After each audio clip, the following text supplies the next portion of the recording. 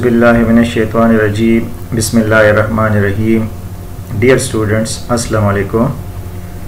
I am Dr. Azhar Ali, Assistant Professor, Electrical Engineering Department, Sarhad University, Peshawar. Today we are going to learn about bar graphs and histogram. And this is the first lecture of second week for the course Mathematics 1. Now, what is a bar graph? A bar graph, also called bar chart, is a graphical display of data using bars of different heights. A bar graph or chart that uses either horizontal or vertical bars to show comparison among categories. Now, what are the uses of bar charts? Bar chart useful for comparing classes or groups of data. In bar charts, a class or group can have a single category of data, or they can be broken down further into multiple categories for greater depth of analysis. Now, this is a simple bar chart.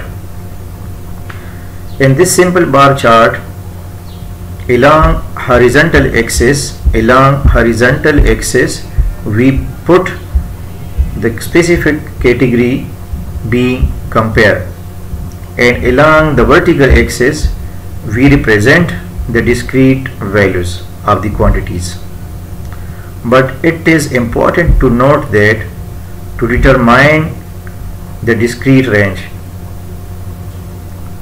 to find the largest value in the given data, this will help you to determine the range of the vertical axis and the size of each increment or class. The size of each class will be uniform. Then determine the number of bars and then use that number to draw and labels the horizontal axis. Bars may be in any order. Now, what are the types of bar graphs? There are four types of bar graphs or bar charts. Number one is a single vertical bar, group bar charts, stacked bar, and horizontal bar graphs. Now, I want to define each types of bar chart. Number one, single vertical bar chart. A single vertical bar graphs are used to convey the discrete value of the item for each category shown on the opposing axis. This is a single vertical bar chart. In single vertical bar chart, we present the category along the horizontal axis and the discrete value along the vertical axis. Now, horizontal bar chart. It is also possible to draw bar charts so that the bars are horizontal, which means that the longer the bar, the larger the category. In the horizontal bar chart, we present the categories along vertical axis and the discrete value along horizontal axis. Now, group bar chart. A group or clustered bar graph is used to represent discrete values of more than one item that share the same category. This is the category, and this is the subpart of that category. So this is the group of this category, and this is the group of this same category. Categories is same, but these are the four groups of that category. So grouped bar chart are a way of showing information about different subgroups of the main categories. But care needs to be taken to ensure that the chart does not contain too much information, making it complicated to read and interpret. Now, what is a stacked bar chart? Some bar graphs have the bar divided into subparts that represent the discrete value for items which represent a portion of the whole group. This is the first category, and this is the subpart for this category. So this is the second category, and these are the subpart that represent the discrete value for items which represent a portion of the whole group.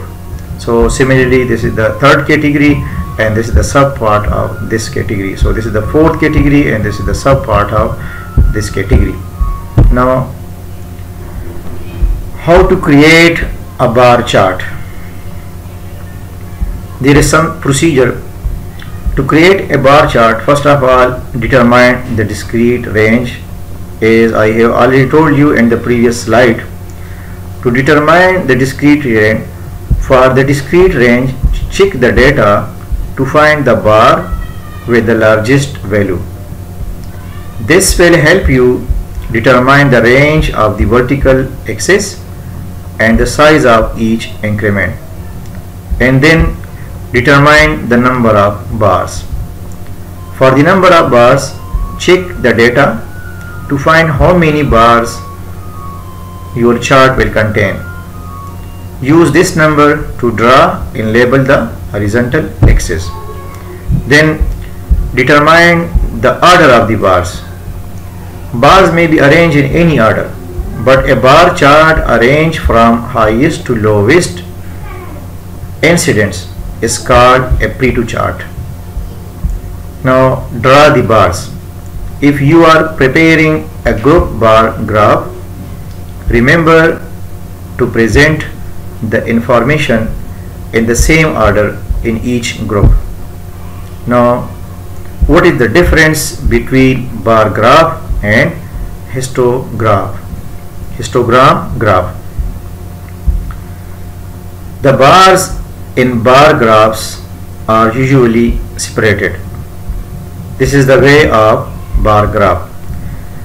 In the bar graphs, bars are separated, and in the histogram graphs, bars are adjacent to each other. So this is the main difference between the bar graph and the histogram graph.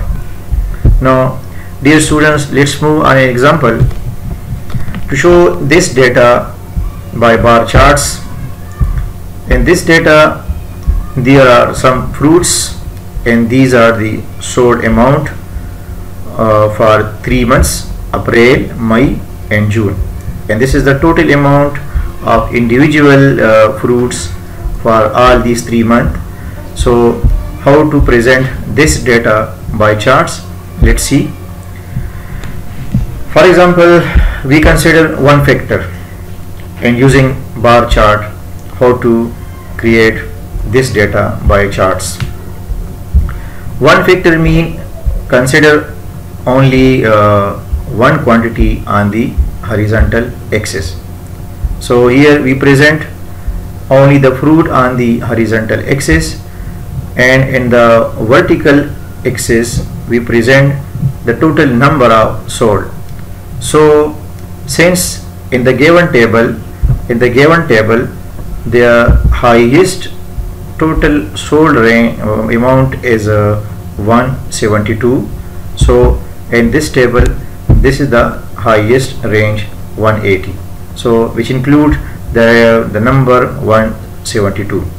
Now then construct the classes, distribute this data in classes, and the difference gap interval will be uniform for each classes.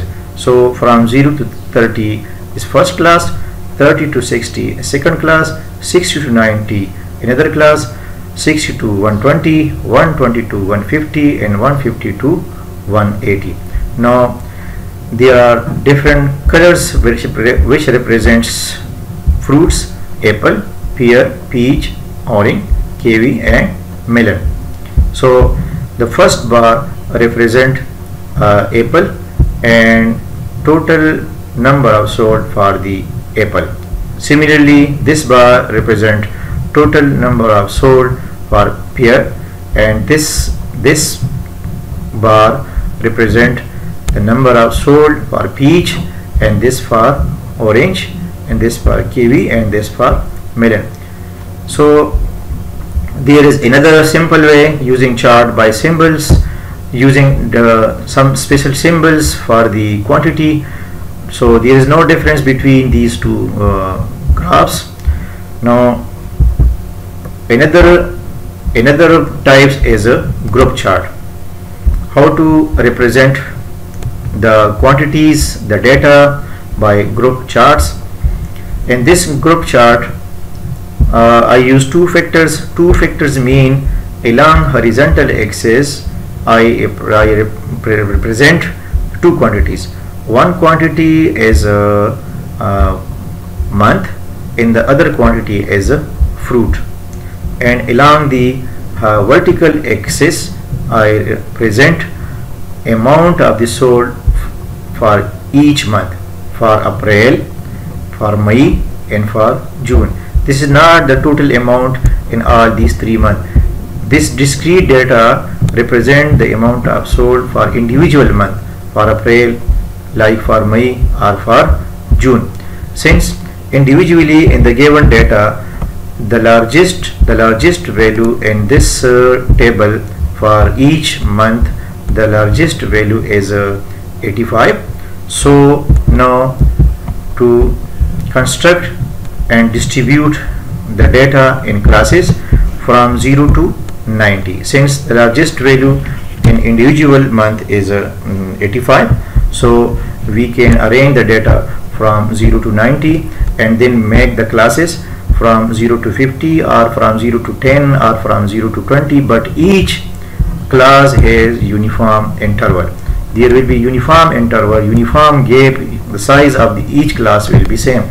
So for example, one class from 0 to 15, other class from 0 to 30, and 30 to 45, 45 to 60, 60 to 75, and 75 to 90. So this first group represent fruits chart for April, and this is the another group of date fruit for May, and this is the third group for date fruit for June. Now overlaid bars and staked bar. Overlaid bar and staked bar are similar, but there is only one difference between these two bars. The difference is that in the overlaid bar, put the quantity at the bottom which has least value in the given data, and then arrange bar for each quantity from smallest to largest. Since in the given data, in the given table, for example, this is the given table. In the given table for the month April, melon has least value 33 and orange has largest value 85.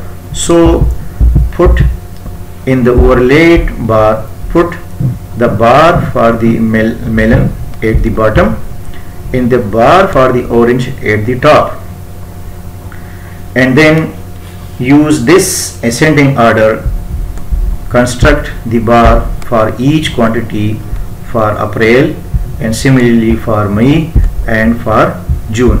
Now this is the staked bar. In this staked bar we can put bar for each quantity according to the given series in the table. Since in the table the first quantity is fruit apple, so put the bar for apple at the bottom. Since in the table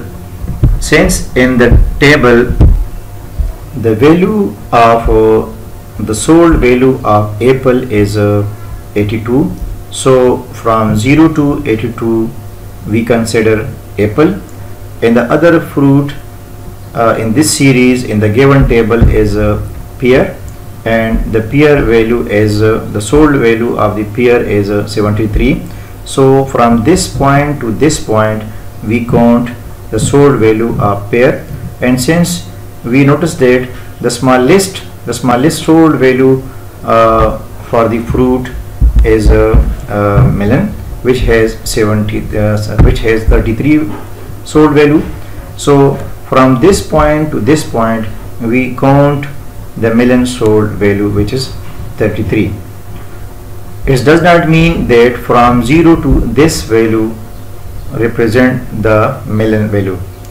The melon sold value will be counted from this point to this point. So in the straight bar, put the bar for each quantity in the given series. Similarly, follow this procedure for the May and for the June. And dear students, this is the end of this segment. Thank you. Allah Hafiz.